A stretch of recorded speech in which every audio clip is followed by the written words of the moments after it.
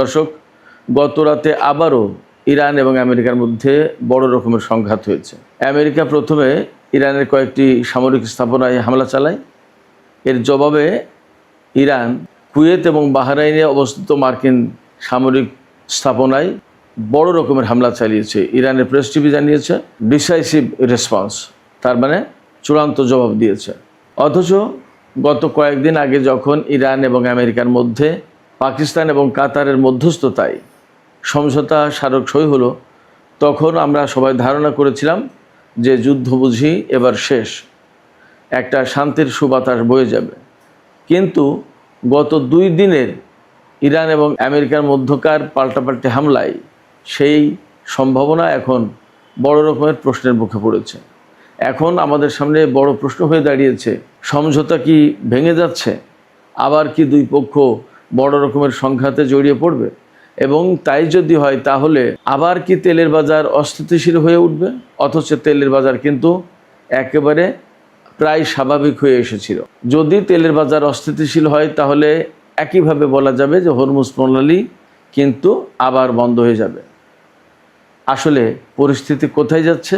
সবচেয়ে বড় যে প্রশ্ন, সেই প্রশ্ন হচ্ছে ইরান এবং আমেরিকা কি পূর্ণ মাত্রার যুদ্ধে আবার জড়িয়ে পড়বে কিনা। এবং বলা হচ্ছিল আমেরিকা আর ইরানের মধ্যে সমঝোতা যাতে না হয় তার জন্য পেছন থেকে কাজ করছেন ইসরায়েলের প্রধানমন্ত্রী বেনিয়ামিন নেতানিয়াহু। ইরান এবং আমেরিকা যদি যুদ্ধে জড়িয়ে পড়ে তাহলে নেতানিয়াহুরই কি শেষ পর্যন্ত বিজয় হবে কিনা, সেই প্রশ্ন সবচেয়ে বড় হয়ে দেখা দেবে। সুপ্রিয় দর্শক, এই বিষয়গুলো নিয়েই এখন বিস্তারিত আলোচনা করব। আশা করি আপনারা সবাই শেষ পর্যন্ত সঙ্গে থাকবেন। আর ভিডিও ভালো লাগলে লাইক, কমেন্ট, শেয়ার করবেন এবং চ্যানেলটি সাবস্ক্রাইব করে সাথেই থাকবেন। দর্শক, প্রথমে আমরা দেখি গত রাতে আসলে কী ঘটেছে। গত রাতে যা ঘটেছে গণমাধ্যম থেকে যা পাওয়া যাচ্ছে তা হচ্ছে এই, হরমুজ প্রণালী দিয়ে আরও একটি জাহাজ ইরানের কমান্ড না মেনে ভিন্ন রুটে যাচ্ছিল। ইরান একটা নির্দিষ্ট পথ ঠিক করে দিয়েছে যে এই পথে জাহাজ চলাচল করতে হবে, কিন্তু গত রাতেও একটি জাহাজ ইরানের নির্দেশিত পথে না গিয়ে ভিন্ন পথে যাচ্ছিল। এটা ওমান উপকূল দিয়ে যাচ্ছিল। ইরান প্রথমেই সিগন্যাল দিয়েছিল ওই জাহাজকে যে জাহাজটি যেন কোনো মতেই ইরানের নির্দেশিত পথ বাদ দিয়ে অন্য কোনো পথে না যায়। কিন্তু জাহাজটি ইরানের সিগন্যাল অমান্য করলে, ইরানের বার্তা অমান্য করলে তখন ইরান ওই জাহাজের উপর ড্রোন হামলা চালায়। ড্রোন হামলা চালানোর পর আমেরিকা ইরানের সিরিক দ্বীপ এবং কেশম দ্বীপ, এই দুটো জায়গার বেশ অন্তত 4টি স্থাপনায় টেলিকমিউনিকেশন সেন্টার প্লাস ড্রোন স্থাপনা, ক্ষেপণাস্ত্র স্থাপনা, এরকম বেশ কয়েকটা, মোট 4টা জায়গায় হামলা চালায়। ইরান যেহেতু স্বাধীন সার্বভৌম দেশ, যতই আমেরিকার সাথে তার সমঝোতা স্মারক সই হোক আর যতই বিদেশি অর্থ ছাড় দিক আর যাই করুক না কেন, ইরানের উপর যখন আমেরিকা হামলা চালাবে তখন তো তার স্বাধীনতা সার্বভৌমত্বের উপর হামলা। এই হামলা মেনে নিতে রাজি হয়নি ইরান এবং তাৎক্ষণিকভাবেই বলা যায় যে ইরান পাল্টা জবাব দিয়েছে। এই জবাবের অংশ হিসেবে কুয়েত এবং বাহরাইনে হামলা চালিয়েছে ইরান। কুয়েত এবং বাহরাইনে হামলা চালানোর মানে কিন্তু এই না যে কুয়েতের জনপদে বা কুয়েতের রাষ্ট্রের উপরে, কুয়েত বাহরাইন রাষ্ট্র হিসেবে তাদের উপরে হামলা চালিয়েছে।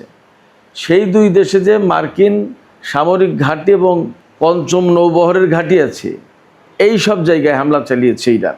আমরা যা জানতে পারছি তাতে দেখা যাচ্ছে কুয়েতের আলী আল সালেম বিমানবন্দর এবং বাহরাইনের সালমান বন্দরে মার্কিন সামরিক ঘাঁটিতে হামলা চালিয়েছে ইরান। এই সব হামলায় ক্ষেপণাস্ত্র এবং ড্রোন ব্যবহার করা হয়েছে। ইরানের পক্ষ থেকে বলা হচ্ছে তারা চূড়ান্ত জবাব দিয়েছে। তো মোটামুটি বোঝাই যাচ্ছে যে বড় রকমের হামলা চালিয়েছে। পাশাপাশি ইরানের IRGC একেবারে সরাসরি বলেছে যে গতকাল যে সামান্যতম হামলা চালিয়েছে আমেরিকা, এই সামান্য হামলার জবাবেও ইরান বড় হামলা চালিয়েছে এবং ভবিষ্যতে যদি আর একবার হামলা চালানো হয় এর চেয়ে অনেক বেশি কঠোর জবাব দেবে ইরান। একই সাথে আমরা দেখতে পাচ্ছি ইরানের খাতামুল আম্বিয়া ঘাঁটির যিনি কমান্ডার জেনারেল আবদুল্লাহি, তিনি বলেছেন ইরানের সামরিক বাহিনী সম্পূর্ণভাবে দেশমাতৃকাকে রক্ষার জন্য প্রস্তুত। এর মানে বোঝা যাচ্ছে যে ইরান একেবারে পরিপূর্ণভাবে যুদ্ধের জন্য প্রস্তুত। আমেরিকা যাই করুক না কেন তার জন্য জবাব দিতে তারা রেডি রয়েছে এবং আমরা দেখতেও পাচ্ছি। এই জায়গা থেকে প্রশ্ন আসছে, তাহলে কি যুদ্ধবিরতি ভেঙে যাবে? এখানে আমি বলবো যে যুদ্ধবিরতি ভেঙে যাওয়ার সম্ভাবনা তো আছেই, আশঙ্কা বলি আর সম্ভাবনা বলি, যাই বলি আছে। কারণ হচ্ছে এমন দুটি দেশের মধ্যে এই যুদ্ধবিরতি হয়েছে যাদের ভেতরে যুগ যুগ ধরে মারাত্মক রকমের শত্রুতা বিরাজমান ছিল। গত 47 বছর ধরে নিষেধাজ্ঞা চাপিয়ে দিয়ে রেখেছে, ইরানের অর্থনীতি ক্ষতিগ্রস্ত করেছে, ইরানের বহু সেনা কর্মকর্তা, বিজ্ঞানী, এমনকি সর্বোচ্চ নেতা থেকে শুরু করে বহু বড় বড় মন্ত্রী, মিনিস্টার, আরও সেনা কর্মকর্তা, বিজ্ঞানী, সাধারণ জনগণকে হত্যা করেছে কয়েক হাজার। এই সমস্ত প্রেক্ষাপটে ইরান কোনো মতেই আমেরিকার সাথে খুব সহজে যে স্বাভাবিক হবে এটা ভাবার কোনো কারণ নেই। আবার আমেরিকাও ইরানকে খুব বড় শত্রু দেশ হিসেবে গণ্য করে এবং যার কারণে ইরানের উপরে 47 বছর ধরে নিষেধাজ্ঞা তো দিয়েছেই।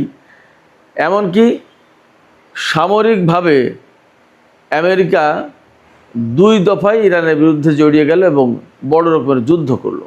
তারা একেবারে ইরানের সরকার পরিবর্তন করে দিতে চেয়েছিল। ফলে অনেক কিছুর পরে যখন আমেরিকা এবং ইরানের মধ্যে কিছু বিষয়ে সমঝোতা হয়েছে, তার মানে এই না যে দুই পক্ষ একেবারে শত্রুতা ভুলে গেছে এবং শত্রুতা ভুলে যাওয়া সম্ভব। এমনকি ইরানের জনগণের ভেতরেও কিন্তু এই প্রতিশোধের আগুন জাজ্বল্যমান দাউ দাউ করে জ্বলছে। গতকাল ইরানের যে বিশেষজ্ঞ পরিষদ, সেই বিশেষজ্ঞ পরিষদের 88 জন সদস্যের ভেতরে 66 জন সদস্য একটা বিশেষ বিবৃতিতে সই করেছে। সেই বিবৃতিতে বলা হয়েছে যে ইরানের সর্বোচ্চ নেতা সাইয়েদ মুজতবা খামেনি যে রেড লাইন দিয়েছেন, সেই রেড লাইন যাতে ক্রস না করে সরকার, সেই রেড লাইন মেনে আমেরিকার সাথে আলোচনা করতে হবে, কথা বলতে হবে, উঠা বসা করতে হবে, আচরণ করতে হবে। কোনো রকমের আপোষকামী বা দুর্বল মনোভাব দেখানো যাবে না আমেরিকার সাথে।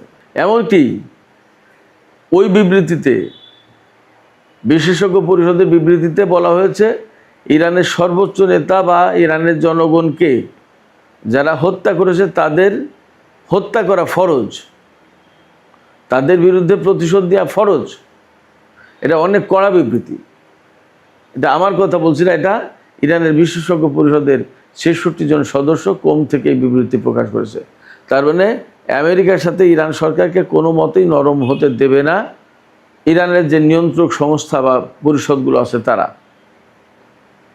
অতএব ইরান এবং আমেরিকার মধ্যে যুদ্ধবিরতি যদি ভেঙে যায় এই রকম হামলা পাল্টা হামলার ঘটনার প্রেক্ষাপটে, তাহলে তাতে অবাক হওয়ার কিছু থাকবে না। যদিও ইরান বলছে যে হরমুজ পল্লী তাদের নিয়ন্ত্রণ করার কথা, এটা এই সমঝোতার ভেতরেই আছে।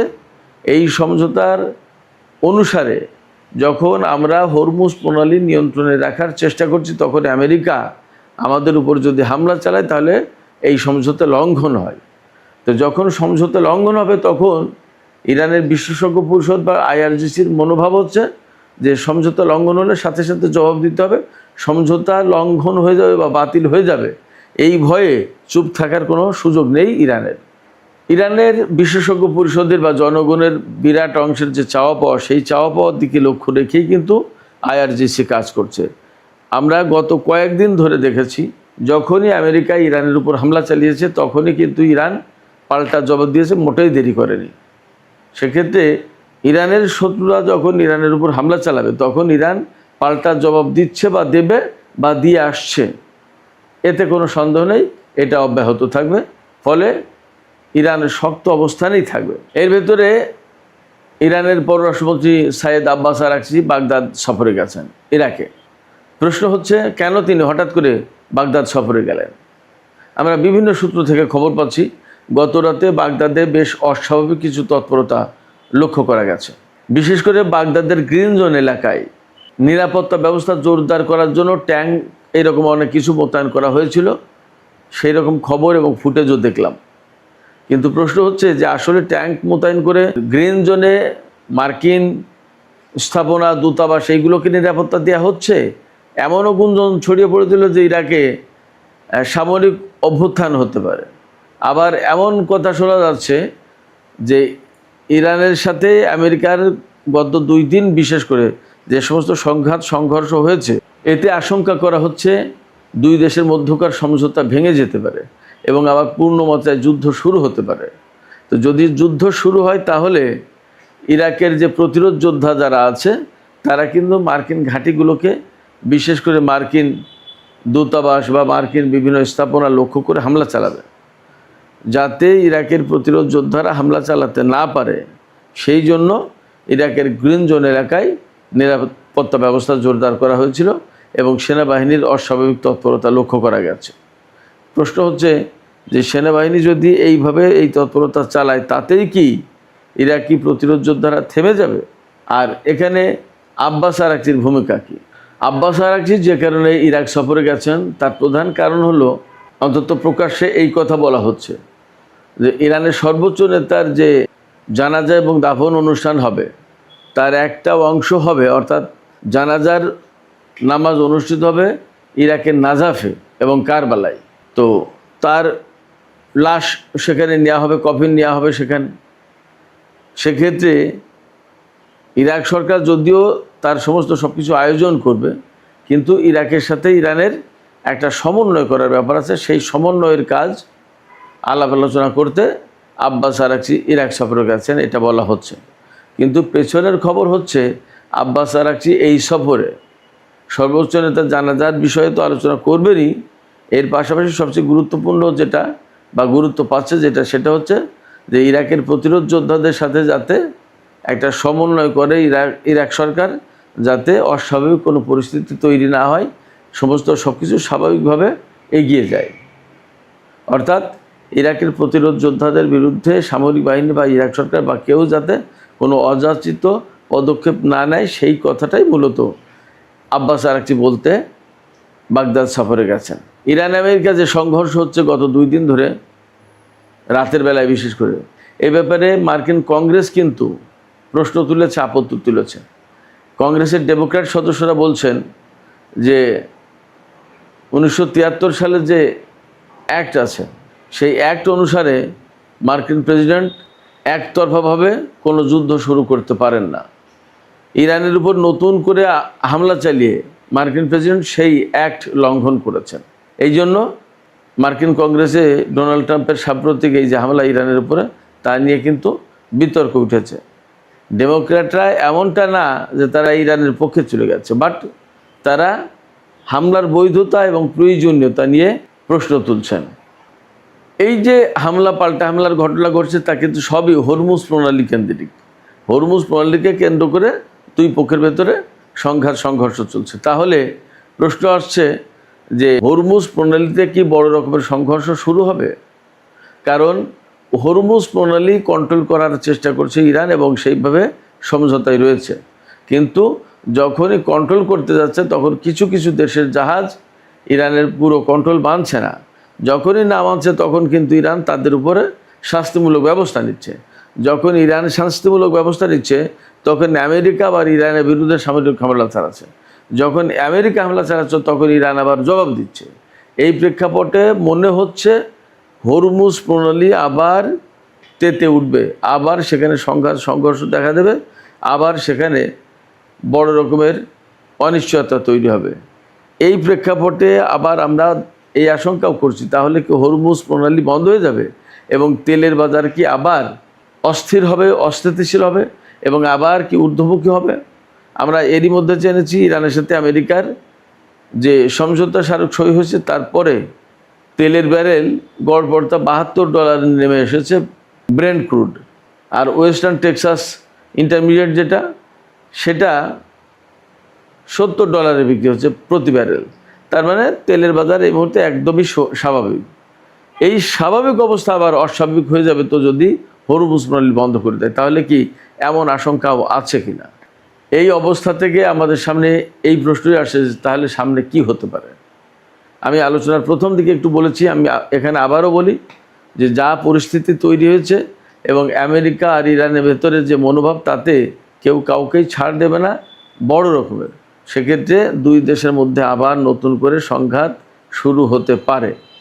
যদি সংঘাত শুরু হয় তাহলে হরমুজ প্রণালী অবধারিতভাবে বন্ধ হয়ে যাবে এবং বিশ্ব বাজার, তেলের বাজার অস্থিতিশীল হয়ে উঠবে।